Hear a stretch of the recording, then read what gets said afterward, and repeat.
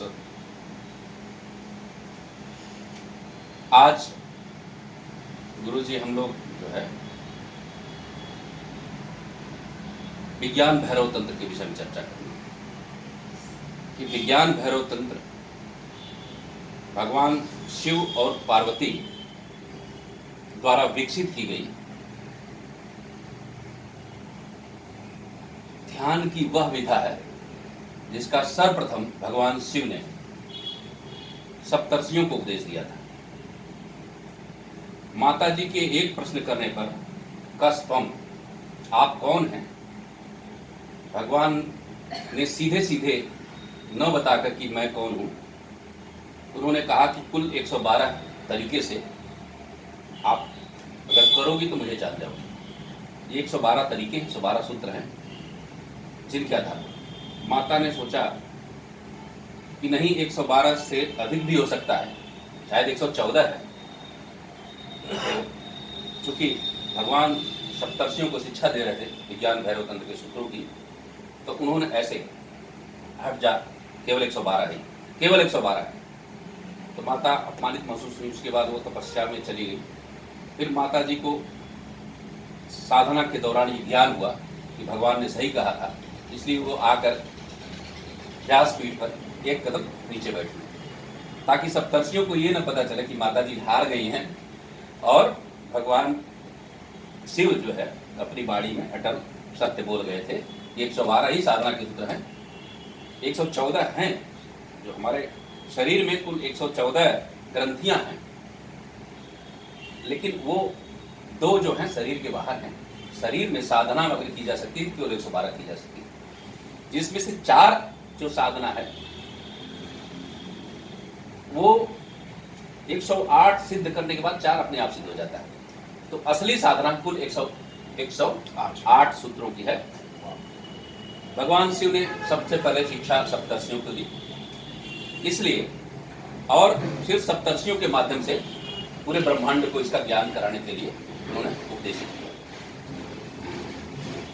जो साधना पद्धति, जो सूत्र आत्मज्ञान प्राप्त करने के लिए अभी हमारे देश में वेदों से लेकर वेद, उपनिषद, ब्राह्मण ग्रंथ, बादरायण के सूत्र ग्रंथ, बादरायण का सूत्र, फिर शंकराचार्य का भाष्य, उसके बाद शंकराचार्य जी की का दर्शन, अद्वैत वेदांत ऐसी फिलोसफी थी जिसमें सारे दर्शन समाहित हैं, सारे वाद, सारे मतवाद सब कुछ समाहित हैं।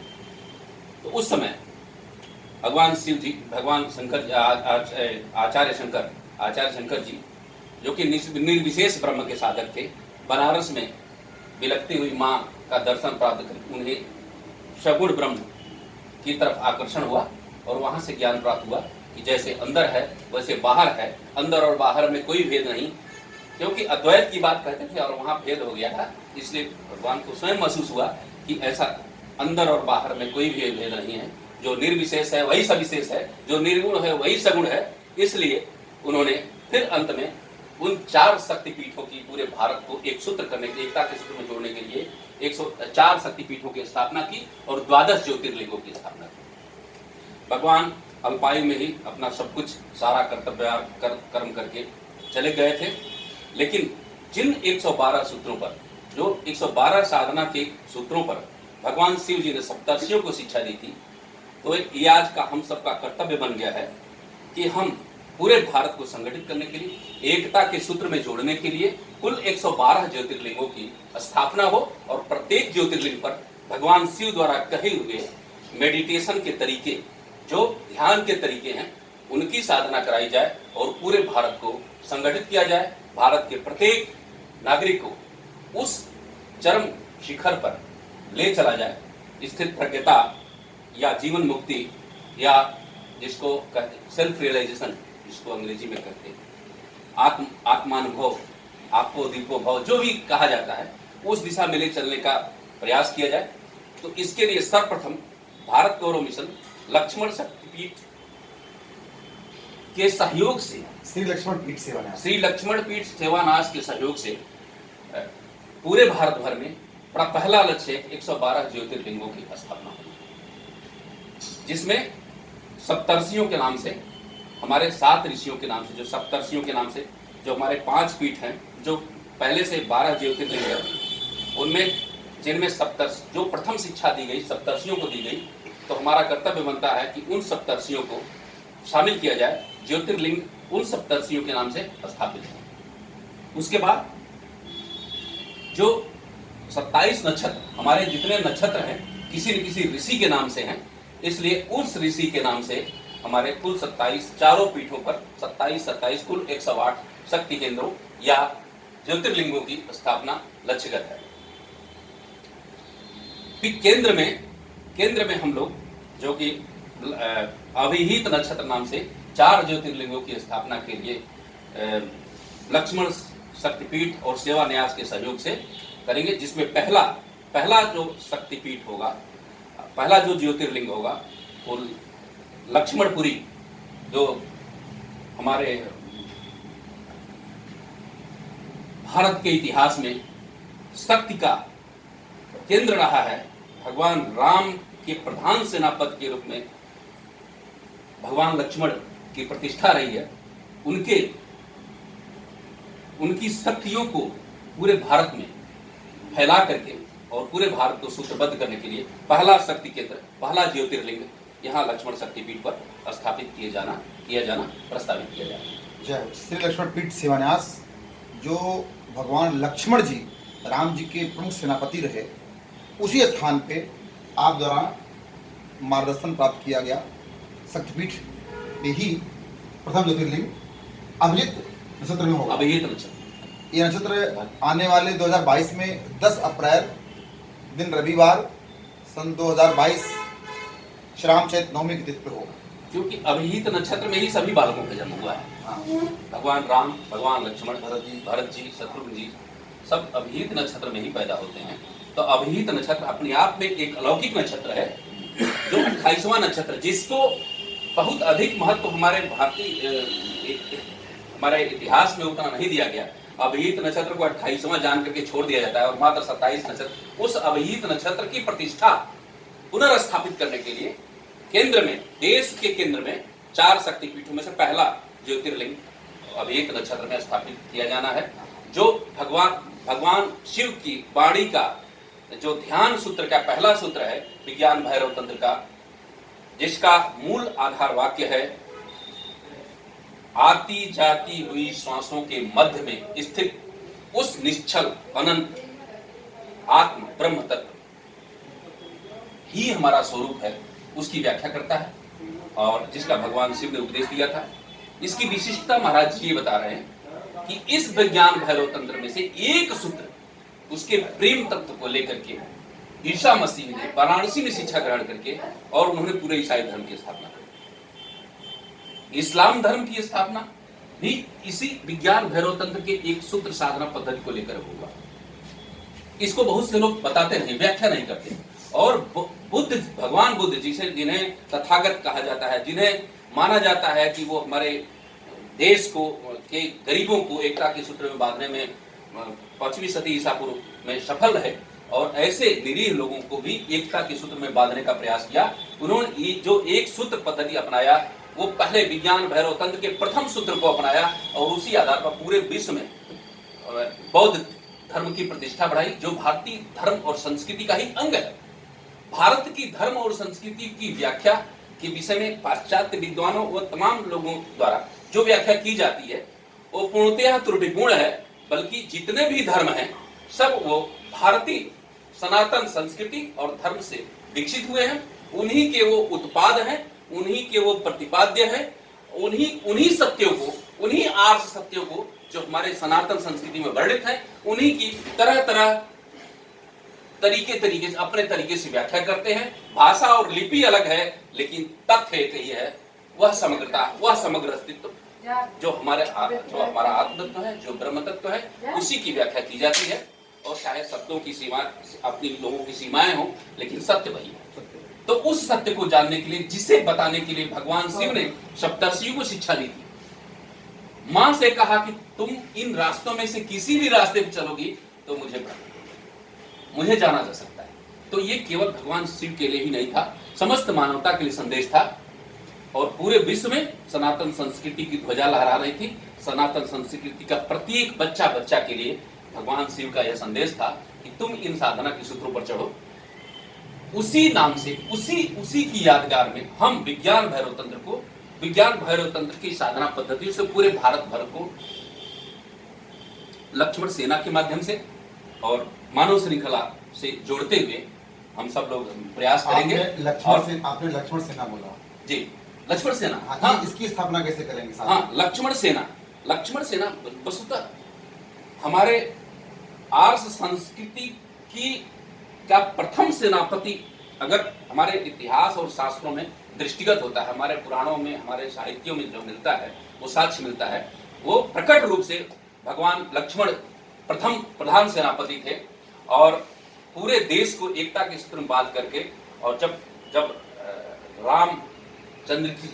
भगवान रामचंद्र की विजय गाथा जो बताई गई है हमारे वाल्मीकि रामायण में और तत्संबंधी उससे संबंध में अन्य शास्त्रों में, तो उससे प्रतिपाद्य यह मूल प्रतिपाद्य है कि लक्ष्मण जी प्रधान सेनापति थे और इस तरह पूरे भारत में अमन चैन व शांति कायम हुई। पूरे भारत को एकता के सूत्र में बांधा गया। वही एकता के सूत्र में पूरे भारत को पुनः संगठित करने के लिए, बांधने के लिए, शक्ति संगठन, शक्ति सृजन और शक्ति संवर्धन के लिए, पूरे भारत को जोड़ने के लिए लक्ष्मण सेना का गठन किया जाना वर्तमान समय में प्रासंगिक महत्व रखता है। तो इसलिए लक्ष्मण सेना का गठन। आपका कहना कहीं ये तो नहीं है कि यदि हमें पूरे भारत वर्ष में राम राज्य की स्थापना करनी है, बिल्कुल, तो राम राज्य की स्थापना के लिए हमको अपना प्रमुख सेनापति लक्ष्मण जी को और लक्ष्मण जी के संरक्षण में, मार्गदर्शन में पूरे भारत वर्ष में हमें लक्ष्मण सैनिक के रूप में चाहिए। बिल्कुल यही बात। हाँ, बिल्कुल बात यही है, सत्य यही है कि जब तक वह शक्ति, वह ऊर्जा आपको जो भगवान राम द्वारा प्रदत्त है, जो ईश्वर द्वारा प्रदत्त है, वह ऊर्जा हम सभी के अंदर, हर मानव के अंदर प्रवाहित नहीं होगी, तो निश्चित रूप से तो फिर कब तक भारत में राम राज्य की संकल्पना करना संगत नहीं होगा। इसलिए उस शक्ति संगठन, उस राम राज्य के लिए भगवान लक्ष्मण के नेतृत्व में लक्ष्मण सेना का गठन किया जाना अत्यंत प्रासंगिक है और लक्ष्मण सेना ही वह विजय दिला सकती है जो राम राज्य के रूप में स्थापित हो सके। वाह। श्री लक्ष्मण पीठ सेवान्यास अभी 12 अक्टूबर दिन मंगलवार 2021 को उत्तर प्रदेश की राजधानी लखनऊ में भगवान लक्ष्मण के नाम पे भूमि क्रय कर लिया है। और श्री लक्ष्मण पीठ सेवान्यास आपकी इस कल्पना को, आपकी संरचना को साकार रूप प्रदान करने के लिए आपको यथोचित स्थान सम्मान देते हुए आज श्री लक्ष्मण पीठ सेवान्यास का संस्थापक कह लीजिए, पूज्य जगत गुरुदेव भगवान का शिष्य कह लीजिए, या प्रभु राम के गुरु घराने का भगवान वशिष्ठ जी महाराज का वंशज कह लीजिए, राम राज्य स्थापित हो पूरे भारत वर्ष में पुनः एक बार लोग उस तत्व को जाने, साधना केंद्र, ध्यान केंद्र, अपनी शक्ति को पहचाने। इसलिए श्री लक्ष्मण पीठ सेवान्यास, श्री लक्ष्मण शक्तिपीठ और श्री लक्ष्मण सेना अर्थात प्रमुख सेनापति हमारे लक्ष्मण जी होंगे और जितने भी सैनिक हमारे होंगे इस सब हमारे लक्ष्मण जी महाराज के सैनिक होंगे, जिनका कार्य होगा कि भारत वर्ष में पुनः राम राज्य स्थापित हो, ठीक उसी प्रकार जिस प्रकार त्रेता में हुआ। बहुत अच्छा। और जिसका उदाहरण हमें आज पूरे विश्व में सब चाहते हैं कि राम राज्य स्थापित हो। बाबा गोस्वामी तुलसीदास जी महाराज ने लिखा भी है, रघुपति कीर्ति विमल पताका और दंड समान भजन जस जाका। भगवान लक्ष्मण जी वो ध्वज के, उस ध्वज के दंड हैं जिसमें भगवान राम के ख्यात की, प्रशंसा की, यश की ध्वज लहरा रहा है। तो लक्ष्मण जी यदि रघुपति कीर्ति विमल पताका और दंड समान भजन जाका, यदि ये हमारे लक्ष्मण जी हैं, तो आपकी कल्पना, आपकी संरचना 100% श्री लक्ष्मण पीठ सेवान्यास को मेल करती है। और मैं अत्यंत प्रसन्न हूं कि अभी तक तो मुझे लगा कि भगवान लक्ष्मण ने सिर्फ मुझे ही पागल बनाया है अपने प्रेम में, और हमें लगा कि मेरे एक और भाई हमें मिल गए। आपने एक बड़ी बात बोल दी अब थोड़ी देर पहले कि आप सेवानिवृत्त हो जाएंगे इस कार्य के लिए। तो इससे आज आप हृदय से श्री लक्ष्मण पीठ सेवान्यास, भविष्य में श्री लक्ष्मण पीठ शक्ति और भविष्य में श्री लक्ष्मण पीठ सेवान्यास के संरक्षण में, मार्गदर्शन में, आपके नेतृत्व में श्री लक्ष्मण सेना का गठन करेगी। हम आपके साथ हैं, आप हमारे साथ हैं। और भगवान राम के प्रमुख सेनापति भगवान लक्ष्मण जी के संरक्षण में, मार्गदर्शन में जो कोई भी भारतवासी सनातनी विश्व में कहीं रहता हो, यदि लक्ष्मण सेना का सैनिक बनना चाहता है, यदि वो चाहता है कि भारतवर्ष में पुनः राम राज्य स्थापित हो, तो उसका श्री लक्ष्मण सेवा न्यास हृदय आमंत्रण करती है, स्वागत करती है। और लखनऊ ही वह स्थान होगा जैसे अयोध्या भगवान राम राज्य के लिए, भगवान राम के लिए, ऐसे ही लखनऊ वशिष्ठ पुत्री आदि मां गोमती जी के पावन तट पर बसाई गई नगरी लक्ष्मणपुरी, लखनावती, लखनपुरी और वर्तमान में लखनऊ ही वह केंद्र बिंदु होगा। आपका विचार, आपकी संरचना और आपका विचार, आपका भाव, आपका समर्पण श्री लक्ष्मण सेवा न्यास आज स्वीकार करता है। और जो कुछ मार्गदर्शन आपका होगा ये हम लोग अवश्य करेंगे। आपका श्री लक्ष्मण सेवा न्यास में श्री लक्ष्मण सेना के प्रमुख के रूप में वर्तमान में आपके उत्तरदायित्व दे रहा है। आज से संरचना इसकी बनाइए। हम सब भारतवर्ष के जितने भी लोग गुरु कृपा से श्री लक्ष्मण सेवा से जुड़े हुए हैं, ये सब आपके साथ हैं और आज से आप हमारे साथ हैं। बिल्कुल महाराज जी, हम जो भी दायित्व है भगवान लक्ष्मण की शक्ति से जो भी दिया जाएगा, एक मानव जीवन में जो मानव मनुष्य के रूप में जन्म मिला है, अगर हमारे श्वास का एक एक कतरा राष्ट्र निर्माण के, राष्ट्र संगठन के इस पुनीत कार्य में उपयोगी हो जाएगा, तो मैं अपने को सफलशाली समझता हूँ। और मैं मानता हूँ कि पूरे ब्रह्मांड में सनातन ही सत्य है, सनातन संस्कृति ही सत्य है, सनातन के अलावा कोई है ही नहीं। मैं किसी भी धर्म के, चाहे हिंदू हो, चाहे मुस्लिम हो, चाहे सिख हो, चाहे ईसाई हो, जैन हो, बौद्ध हो, पारसी हो, जरतुस हो, ताओ हो, सिंतो हो, ये सब सनातन संस्कृति के अंग है। मैं इन सबको सनातन संस्कृति का अंग मानता हूँ, अंगीभूत तत्व मानता हूँ। और सब सनातन थे, सनातन है और सनातन ही रहेंगे। इस सनातन से ही पूरे ब्रह्मांड का, विश्व का कल्याण होगा। जय जय। तो हमें उस परंपरा को पुनः श्रीगणेश करना है। तिथि की घोषणा श्री लक्ष्मण सेवा न्यास आज करता है। श्री राम चैत नवमी 2022 दिन रविवार